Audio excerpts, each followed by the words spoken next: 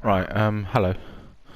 Um, I'm finding that, yeah, and to put no final point in it, I'm just back here again. It's the last place we left off at the Witness. Um, yeah, I'm finding that as I become slightly more attuned with education and things like that, I'm having to put on a slightly more eloquent tone of phrase, otherwise I end up with a bit of a lisp. I can't say my sh's properly. I'm going to shush. See, I can't say my sh's properly if I don't put on a slightly more eloquent tone of phrase. So I'm just going to talk a bit more like this from now on, which is kind of the desired effect. Um, it's going to take a little bit of getting used to, I suppose. Like anything, I mean, if Boris Johnson can talk like this, and so can I, if you know what I mean. So yeah, that's effectively what I'm going to do. Look at that nice palm tree over there. So right, what I was going to say. Yeah, I just wanted to talk a bit about Brexit and trade politics as regards to becoming an Irish citizen. Um, Not Brexit and trade politics as regards to becoming an Irish citizen. I want to talk about trade politics as regards to Brexit. As what was his name again? John, someone. I can't remember his name exactly, but he's a very good economist. I believe he's an economist. A senior economist. So yeah, the idea is that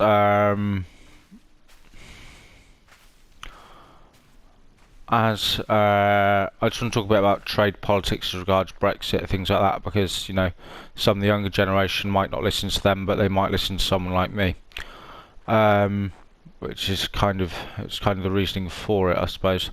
So a bit about trade politics as regards Brexit, and a bit about Brexit as regards becoming an Irish citizen. Now, if I talk about a bit about, and won't do this puzzle here. I'm just look over this waterfall here, and sweat so that goes in the background. And talk a bit about trade politics. Well, and a bit about cross-border politics as well, as regards to having things like passports, which is more, I suppose, more concerned about what I'm going to talk, more concerning what I'm going to talk about here. As regards to travel, I probably couldn't comment too much on trade politics. I'd leave that to someone else because I'm not a senior economist. But I do know a little about the travelling aspects of as regards to Brexit. Now, if you see all your friends on Facebook and social media still going on nice holidays and all this kind of stuff, that's effectively during COVID, things like that. That's effectively because they've either got a visa or they're in Spain. Or they've got dual nationalities and they have another passport. Because effectively the United Kingdom is no longer a member of the European Union, so you need to have all your travel documentation, everything signed for the bloody lot. Now, what's the status quo on that one? I suppose the idea is that now if I just stop for a second, let's take a look over here. What's the status quo on that one then? The idea is that effectively it's actually illegal for now. It's illegal for British and European planes to fly in each other's airspace, or one or the other way around. I don't believe that British aeroplanes are now actually allowed to fly within European airspace, or they've got a certain time period left for that, and then they won't be allowed to anymore. It'll be against the law. So effectively, British planes will not be able to fly in European airspace due to Brexit. Now, as regards to travel, this is obviously going to be absolutely terrible.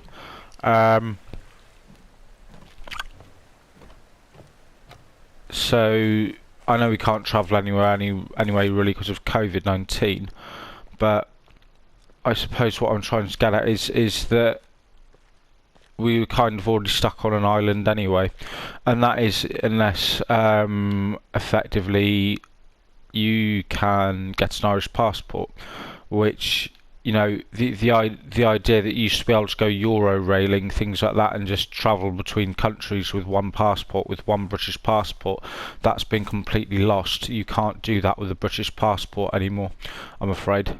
So yeah, that's kind of the idea on that one. Now, if you can get an Irish passport, you can also no longer buy property in Europe. Now, I know that a lot of people like to put a happy sort of lappy, sort of happy chappy kind of view on all this kind of stuff, and not really take much notice of it. But when it comes to bite you on your doorstep, it will come to bite you on your doorstep. Is all I'm saying. So that's not going to be me. It's going to be something a lot cruder than that. So I mean, the idea is that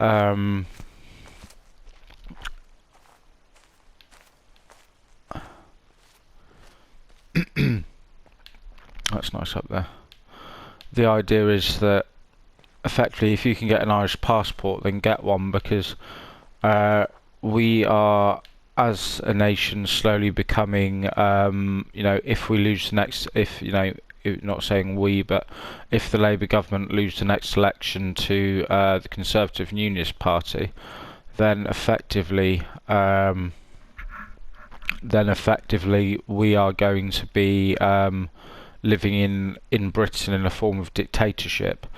So yeah, I mean, if we're not far off already, we live in a neoliberal society. Not a neoliberal society, but a neoliberal democracy, which means we still have the right to vote, but we have a very, very, very right-wing government. Now,